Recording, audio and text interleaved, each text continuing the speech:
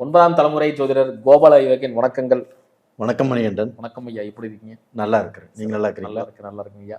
ஐயா, நம்ம 92 நாட்கள் பலன்கள் பார்த்துட்டு வந்துட்டு இருக்கோம். ஸோ அந்த வரிசையில் நம்ம பார்க்கக்கூடிய ராசி தனுசு ராசி. இந்த தனுசு ராசிக்கு 92 நாட்கள் எப்படி இருக்கு, கோச்சார ரீதியாக கிரக நிலை எப்படி இருக்கு, இவங்களுக்கு நிறைய பாசிட்டிவான விஷயங்கள் நடக்க போகுதா, அதை பத்தி சொல்லுங்க ஐயா. இப்போ நம்ம 92 நாள் பலன் சொல்கிறோம். ஒவ்வொரு ராசிக்காக நம்ம சொல்லிட்டு இருக்கிறோம். அந்த வரிசையில் இப்போ தனுசு ராசி, அதாவது ஆகஸ்ட் 1ஆம் தேதியிலிருந்து அக்டோபர் மாதம் 31ஆம் தேதி வரைக்கும் 92 நாட்கள். இது தனுசு ராசிக்கு எப்படி இருக்கும் அப்படின்னா, ஃபஸ்ட்டு சனி பகவான், ராகு, கேது, குரு, இவங்களை ராஜகிரகங்களை நாம் ஃபஸ்ட்டு பார்க்கணும். அது போக ஒரு ராசியை பற்றி பேசுகிறோம்னா அந்த ராசிநாதன் எப்படி இருக்கிறார் 12 கட்டங்களில், அதை பற்றி பார்க்கணும். அது போக 9ஆம் அதிபதி, பாக்யாதிபதி, அவங்களுடைய சப்போர்ட்டும் நம்மளுக்கு தேவை. அப்போது இந்த தனுசு ராசிக்கு தன்னுடைய ராசிநாதன் குரு பகவான். அந்த குரு பகவான் மிதுனத்திலிருந்து பெயர்ச்சியாகி கடகத்தில் உச்ச பலமாக புனர்பூச நட்சத்திரத்திலேயே அவர் இருக்கிறார். தனுசு ராசிக்கு 8ஆம் இடம்.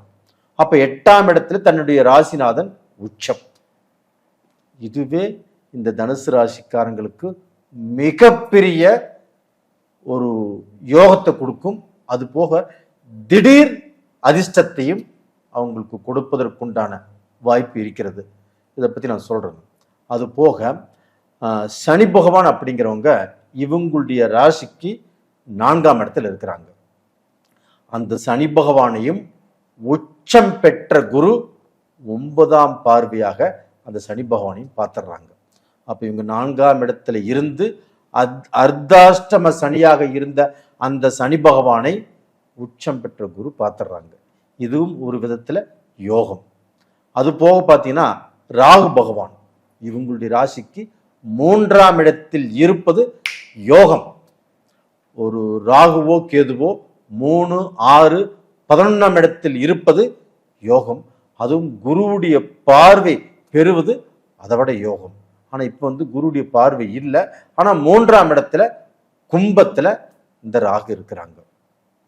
அது போக 9ஆம் இடத்துல சூரியனுடைய வீட்டில் அந்த கேது பகவான் இருக்கிறாங்க. அப்போ அந்த கேது பகவான் இருக்கக்கூடிய இடம்தான் இவங்களுக்கு சரியில்லை. ஆனால் இருந்தாலும் தனுசு ராசிக்காரங்களுக்கு அந்த 9ஆம் இடத்து அதிபதி சூரிய பகவான். அந்த சூரிய பகவான் ஆகஸ்ட் மாதம் 17ஆம் தேதி, ஆவணி மாதம், அதாவது அந்த சூரியனுடைய வீட்டுக்கே சூரிய பகவானே வர்றார். அப்போ 9ஆம் வீட்டு அதிபதி 9ஆம் வீட்டில் ஆட்சி. இது எப்படிப்பட்ட யோகம்! தன்னுடைய ராசிநாதன் உச்சம், 9ஆம் இடத்து அதிபதி ஆட்சி. அதுபோக 10ஆம் இடத்து அதிபதியும் புதன் பகவான் ஆகஸ்ட் 26ஆம் தேதி தன்னுடைய ராசிக்கு ஆட்சி உச்சம் அடைகிறார். இது போக 11ஆம் இடத்து அதிபதியும் செப்டம்பர் மாதம் 2ஆம் தேதி தன்னுடைய வீட்டுக்கே வர்றாங்க, சுக்கிரனுடைய வீட்டுக்கு.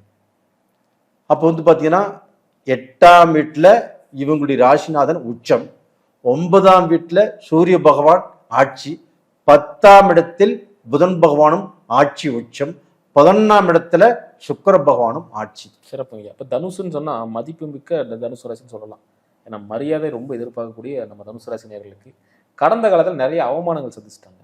இந்த ராங் கமிட்மெண்ட்டு, மற்றவங்களுக்காக ஹெல்ப் பண்ண போய் இவங்க போய் பேரு கலக்கம்லாம் ஆச்சு. ஸோ இந்த காலகட்டத்தில் நீங்கள் சொன்ன மாதிரி ராசிதிபதியை உச்சமாயிட்டாரு. இப்போ உச்சமாக இருக்கக்கூடிய நம்ம குரு பகவான் இந்த இழந்த மரியாதையை மீட்டு கொடுப்பாரு. அதாவது இப்போ உச்சமாக இருக்கிறாங்க அப்படின்னா 8ஆம் இடத்துல உச்சமாக இருக்கிறாங்க. அப்போ பார்த்தீங்கன்னா இவங்களுக்கு திடீர்னு ஏதாவது சில வேலைகள் நடக்கும், திடீர்னு அதிர்ஷ்டங்கள் உருவாகலாம், திடீர்னு லாட்டரி யோகம் கூட உருவாகலாம். ஆனால் திடீர்னு தான் நடக்கும்.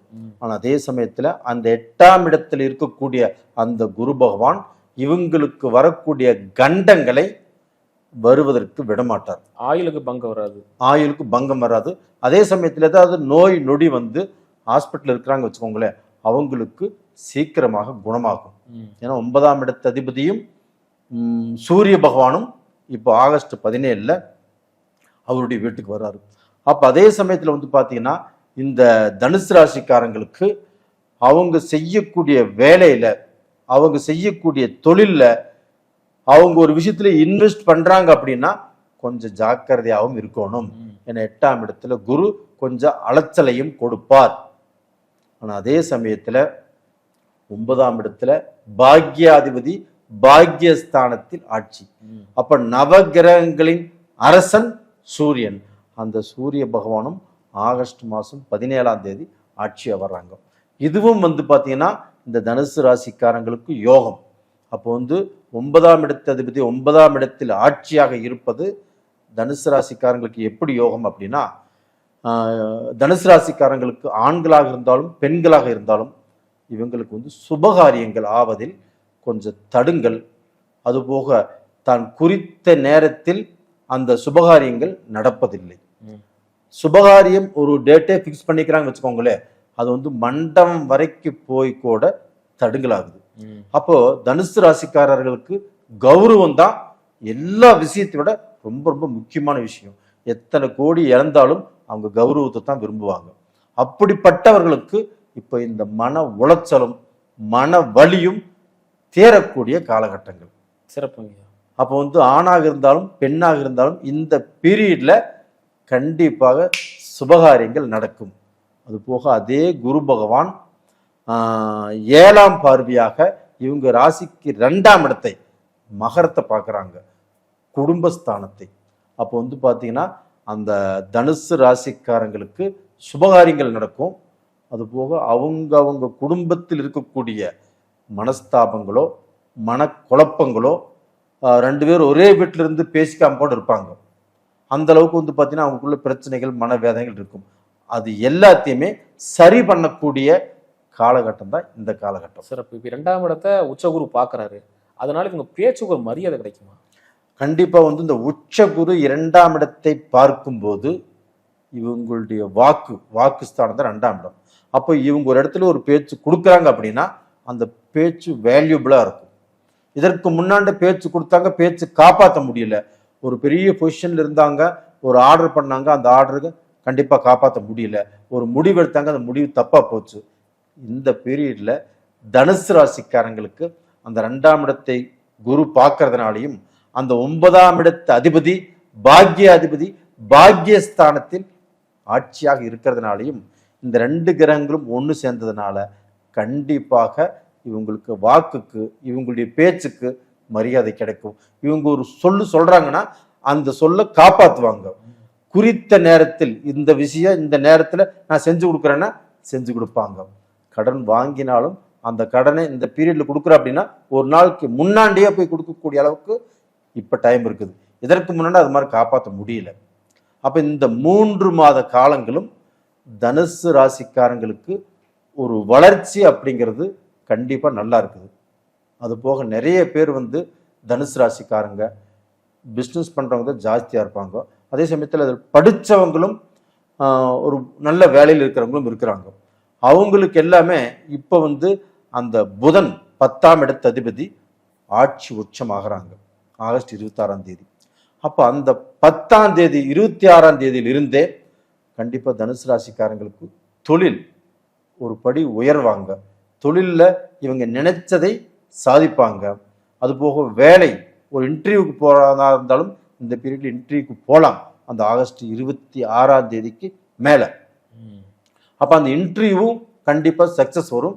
அந்த 26ஆம் தேதிக்கு மேலே இவங்களுக்கு வரக்கூடிய அந்த தகவல், அந்த இன்டர்வியூ போயிருக்கிறாங்கன்னா அந்த தகவல் ஆகப்பட்டது இவங்களுக்கு பாசிட்டிவாக வரும். இப்போ தொழில் பற்றி சொன்னீங்க. இப்போ தொழில் வந்து 26ஆம் தேதிக்கு மேலே ஒரு முதலீடு போட்டு பண்ணலாமா?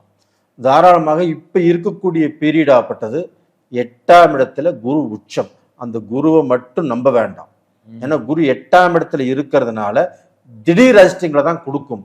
அது போக சில குழப்பங்களும் சில மன வேதனைகளும் கண்டிப்பாக வருவதற்கு வாய்ப்பு இருக்கிறது. ஆனா 9ஆம் இடத்து அதிபதி பாக்யாதிபதி நல்லா இருக்கிறாங்க. 10ஆம் இடத்து அதிபதி புதன் ஆட்சி உச்சமா இருக்கிறாங்க. 11ஆம் இடத்திலையும் சுக்கிரன் ஆட்சியா வராங்க. இந்த 3 கிரகங்களையும் பேஸ் பண்ணும்போது கண்டிப்பாக நல்லது நடக்கும். சிறப்புங்க ஐயா. அந்த தொழிலில் ஒரு முன்னேற்றம் கண்டிப்பாக இவங்களுக்கு கிடைக்கும்.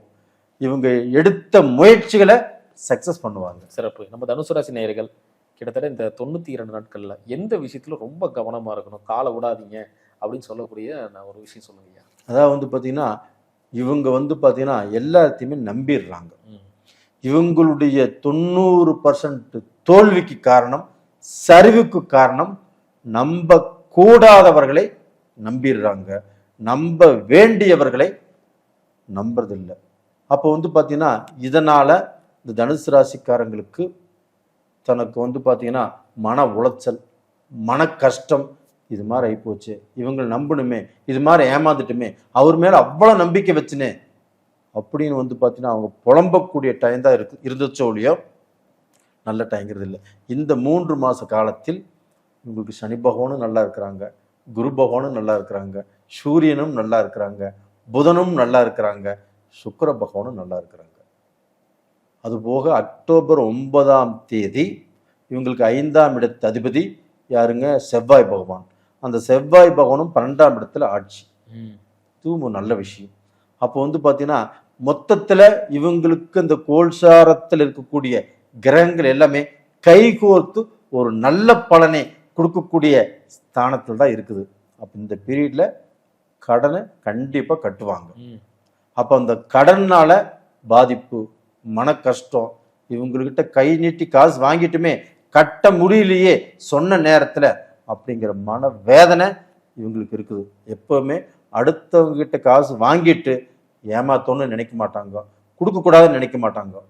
ஆனால் சொன்ன நேரத்தில் கரெக்டான நேரத்தில் கொண்டு கொடுத்துருவாங்க. அப்படிப்பட்டவங்க லாஸ்ட் பீரியட்ல கொஞ்சம் அதை காப்பாற்ற முடியல, அதுவும் இவங்களுக்கு மன வேதனை தான். அது எல்லாத்தையுமே இப்போ காப்பாற்றுவாங்க. இவங்க படிப்படியாக உயரக்கூடிய டைம் அப்படிங்கிறது வந்துருச்சு. சிறப்புங்க, ரொம்ப அற்புதமாக சொன்னீங்க. மீண்டும் அடுத்த காலையில் சந்திக்கலாங்க ஐயா. நன்றி, வணக்கங்க ஐயா. நன்றி.